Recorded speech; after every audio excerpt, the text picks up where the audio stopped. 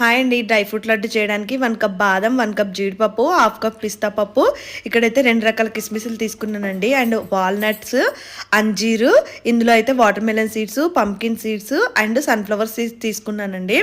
నేనైతే Kimia dates తీసుకున్నాను. అందులో గింజలన్నీ తీసేసి ఒక కప్ అయితే తీసుకున్నానండి. ఇవైతే ఇలా చిన్న చిన్నగా చాప్ చేసి పెట్టేసుకోవాలి.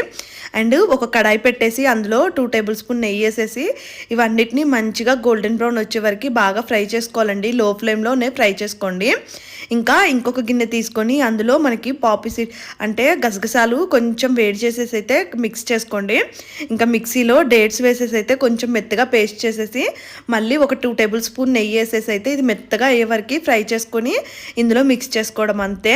కొంచెం వేడిగా ఉన్నప్పుడే చేతులకి కొంచెం నెయ్యి రాసేసుకొని ఉండలు చుట్టేసారంటే హెల్దీ డ్రై ఫ్రూట్ లడ్డు అయితే రెడీ అయిపోయిందండి. నా వీడియో నచ్చితే లైక్ చేయండి, సబ్స్క్రైబ్ చేసుకోండి. Thank you.